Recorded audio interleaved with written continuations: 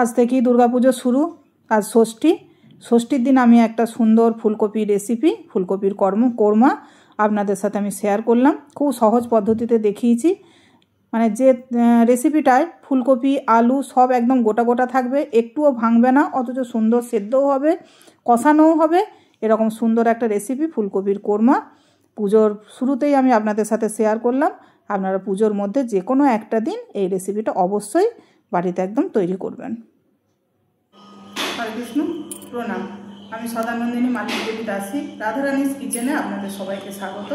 আজ আমি ভগবানের জন্য ফুলকপির কোরমা তৈরি করে দেখাবো। এই রেসিপিটা তৈরি করার জন্য এখানে আমি ফুলকপি নিয়েছি, একটা গোটা ফুলকপি। ফুলকপিটাকে আমি একটু নুন হলুদ দিয়ে ভাপিয়ে নিয়েছি, কেন এটা গরমকালের ফুলকপি তো এই ফুলকপিতে একটু গন্ধ থাকে, সেই জন্য আমি একটু নুন হলুদ দিয়ে সেদ্ধ করে নিয়েছি। আর এখানে আলুকে আমি ডুমো ডুমো করে বানিয়েছি, এটাকেও আমি নুন হলুদ দিয়ে সেদ্ধ করে নিয়েছি। দুটোকেই আমি সেদ্ধ করে নিয়েছি। ফুলকপিগুলো একটু বড় বড় করে বানিয়েছি, একটু বড় বড় করে বানালেই ভালো। দেখতেই পাচ্ছেন কীরকম বানিয়েছি, একটু বড় বড় করে। আর মশলার জন্য এখানে টমেটো, কাজু আর চারু মগজ, ওই 8-10টা কাজু আছে, আর 1 চামচ চারু মগজ আছে, আর একটা শুকনো লঙ্কা সেদ্ধ করে নিয়েছি। এটা আমি মিক্সিতে পেস্ট করব। আর এখানে ফোড়নের জন্য শুকনো লঙ্কা, তেজপাতা, গোটা গরম মশলা আর গোটা জিরে, এটা ফোড়নে দেবো আমি। আর এখানে কাশ্মীরি লঙ্কার গুঁড়ো, হলুদ গুঁড়ো, আর এখানে কসুরি মেথি, এখানে ঘি 1 চামচ, আর এখানে টক দই আছে, এখানে চিনি, লবণ, হিং আর গরম মশলার গুঁড়ো। আর পুরো রান্নাটা আমি সর্ষের তেলে করব। কড়াতে তেল দিয়ে দিয়েছি আমি। তেল দিয়ে আমি একটু অল্প লবণ দিয়ে দেবো, দিয়ে আলু আর ফুলকপি এগুলোকে আমি ভেজে নেব, যাতে তেলটা চারিদিকে না ছিটকায়, সেই জন্য আমি একটু লবণ দিয়ে দিলাম। আলুগুলো ভেজে নিলে কি হবে, সেদ্ধ করে যদি একটু ভেজে নিই, তরকারিতে গাগুলো একটু ছাড়া ছাড়া হয়ে যাবে, আর তরকারিটা একটু গ্রেভিটাও খুব সুন্দর হবে, আর আলুগুলোও দেখতে খুব ভালো লাগে। সেই জন্য অল্প একটু সেদ্ধ করে আর একটু লাল করে ভেজে নিতে হবে। দেখুন আমার আলুগুলো ভাজা হয়ে গেছে লাল করে, আমি এগুলোকে এবারে তুলে নেব। একটু ভেজে নিলে তরকারি দেখতেও যেমন সুন্দর হয়ে যায়, আর টেস্টও খুব সুন্দর হয়ে যায়। মানে সব দিক থেকেই ভালো হয় একটু যদি ভেজে নেওয়া হয় আলুটা। এবার আমি এই তেলের মধ্যে ফুলকপিগুলোকেও ভেজে নেব। ফুলকপিগুলো একটু সেদ্ধ করেছি, ভাপিয়েছি অল্প 2 মিনিট। এবার যদি একটু ভেজে নিই, ফুলকপিগুলো আর ভাঙবে না তরকারিতে, একদম গোটা গোটা থাকবে। সেই জন্য অল্প একটু ভেজে নিতে হবে। এটা গরমকালের ফুলকপি, ওই জন্য আমি ভাপিয়েছি। এটা যদি শীতকালের ফুলকপি হয়, আপনারা ভাপাবেন না, এবারে মানে একবারেই ভেজে নেবেন, ভেজে নিয়ে কষে রান্নাটা করবেন, তখন আর ভাপাবার দরকার হবে না।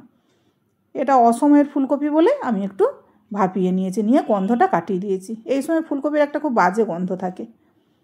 ফুলকপিটাও আমি ভেজে নিয়েছি, ভেজে নিয়ে ফুলকপিটাকে আমি তুলে নেব। এই পুজোর মরশুমে মানে ভ্যারাইটিস তো রান্না বাড়িতে হবেই, লুচি, পরোটা, কচুরি সবই তৈরি হবে। তার সঙ্গে এই একটা রেসিপি একদম খুব সুন্দর হবে, খুব ভালো লাগবে খেতে। সেই জন্য আমি এই রেসিপিটা পুজোর শুরুতেই আপনাদের সাথে শেয়ার করলাম। আপনারা অবশ্যই একবার ট্রাই করবেন এটা। আমি আরেকটু তেল দিয়ে দিলাম। তেল দিয়ে তার সাথে আমি যে গোটা গরম মশলা, গোটা জিরে, লঙ্কা, তেজপাতা নিয়েছিলাম, ওই ফোড়নটা দিয়ে দিলাম। আর হিং অল্প একটু দিয়ে দিলাম, যাতে স্মেলটা খুব সুন্দর আসে, একটা মানে ভালো গন্ধও ছাড়বে, টেস্ট ভালো হবে। আর এই রান্নাটা এত সুন্দর হয় মানে বলার কথা নয়। তো আপনারা বাড়িতে অবশ্যই এটা একবার রান্না করবেন আপনারা। এবার আমি যে পেস্ট করেছিলাম ওই পেস্টটা দিয়ে দিলাম, টমেটো, কাজু, চারু মগজ আর লঙ্কা।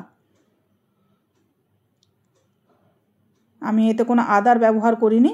আপনারা যদি আদা দিতে চান, তো যখন তেলটা আমি ভেজেছিলাম, তেলের সাথে যে শুকনো গোটা মশলাগুলো আমি ভেজেছিলাম, ওইগুলোর সময় আপনারা একটু আদা দিয়ে ভেজে নেবেন, নিয়ে টমেটোর পেস্টটা দেবেন। মশলাটা আমার অনেকটাই কষানো হয়ে গেছে। এবার আমি যে দইটা নিয়েছিলাম, দইটার সাথে হলুদ আর কাশ্মীরি লঙ্কার গুঁড়োটা মিশিয়ে ওটা দিয়ে দেবো। এই সময় আঁচ হয় একদম কম রাখতে হবে, নাহলে বন্ধ করে দিতে হবে, কেননা দই দেওয়ার জন্য দইটা ফেটে যেতে পারে। আঁচ একদম হাই রাখা চলবে না, এই কম আঁচেই একটু নাড়িয়ে নিতে হবে। 1 মিনিট প্রায় রেঁধে নিয়ে তারপর গ্যাসটা মিডিয়াম করে দিলে আর কোনো সমস্যা নেই। আর মশলা কষানো সব সময় আপনাদেরকে মিডিয়াম আঁচেই কষাতে হবে। মশলা কষানো হাই ফ্লেমে কষানো যাবে না, তাহলে আপনি যেরকমটা চাইবেন সেরকমটা হবে না। আমি এবারে পরিমাণ মতো লবণ দিয়ে দেবো। আর চিনিও দিয়ে দেবো 1 চামচ, কেননা টক দই টমেটো সব দেওয়া আছে তো, চিনিটা না দিলে এর টেস্ট ঠিক আসবে না। সেই জন্য আমি লবণ চিনি পরিমাণ মতো দিয়ে কম আঁচে এটাকে দেখুন কষিয়ে নিয়েছি। এই অবস্থায় আমি এবারে ফুলকপি আর আলু যেটা ভেজে রেখেছিলাম ওইটা আমি দিয়ে দেবো। দিয়ে কম আঁচে মশলার সাথে ফুলকপি আলুটাকে একটু কষিয়ে নেবো, প্রায় 1-2 মিনিট কষাবো আমি। দেখুন আমার কষানো হয়ে গেছে, কত সুন্দর হয়েছে দেখতে, দেখতেও কত ভালো লাগছে। এগুলো সেদ্ধ হওয়া আছে, তারপরে ভাজা আছে। তো এবার আমি গরম জল দিয়ে দেবো। প্লেন জল একদমই দেবেন না, গরম জলই দেবেন। আর জলটা আমি বেশি দেবো না, এটা হচ্ছে একদম মানে গায়ে গা মাখা হবে, একদম গায়ে গায়ে মশলাটা থাকবে এরকম হবে। সেই জন্য আমি জলটা বেশি দেবো না, অল্প একটু জল দিয়ে এখন আমি এবারে আঁচ একদম কমিয়ে দিয়ে ঢাকা দিয়ে প্রায় 5 মিনিট মতো রান্না করব আমি। দেখুন 5 মিনিট পরে সব কিছু সেদ্ধ হয়ে গেছে, একদম রসটাও কমে গেছে তরকারির, প্রত্যেকটা জিনিস সেদ্ধ তো করা ছিল, তারপরে ভেজেছি, আবার 5 মিনিট কষানো হয়েছে, একদম সব কিছু সুন্দর সেদ্ধ হয়ে গেছে। এই রকমটাই হতে, ভেঙে যাওয়া চলবে না, কপি আলু সব গোটা গোটা থাকতে হবে, অথচ সেদ্ধ হতে হবে। তো আমি যেভাবে দেখেছি এইভাবে যদি আপনারা করেন তো এই রকমই হবে রান্নাটা। তো আমি কসুরি মেথি, গরম মশলার গুঁড়ো আর ঘি এগুলো আমি সব দিয়ে দিলাম, দিয়ে আমি এটাকে নাড়াচাড়া করে আমি একটু ঢাকা দিয়ে দেবো। দেখুন আমার রান্না রেডি, ঢাকা দিয়ে আমি প্রায় 1 মিনিট রান্না করেছি। দেখতেই পাচ্ছেন তেল ছেড়ে এসেছে, কত সুন্দর একদম দেখতে হয়েছে, আর গন্ধ তো খুবই সুন্দর ছাড়ছে। তো আমি এটাকে ঢাকা দিয়ে প্রায় 5 মিনিট রেখে দিয়েছিলাম, গ্যাস বন্ধ করে ভগবানের জন্য আমি রেডি করে নিয়েছি। এটা রুটি, লুচি, পরোটা, পোলাও, অন্ন সকলের সঙ্গে খাওয়া যাবে। আজ আমরা অন্নর সাথে এটা পাবো। তো আমি এবারে ভগবানকে নিবেদন করব, সেই জন্য এর মধ্যে আমি তুলসী পত্র দেবো। হরে কৃষ্ণ, ভুল ত্রুটি হলে ক্ষমা করবেন, প্রণাম।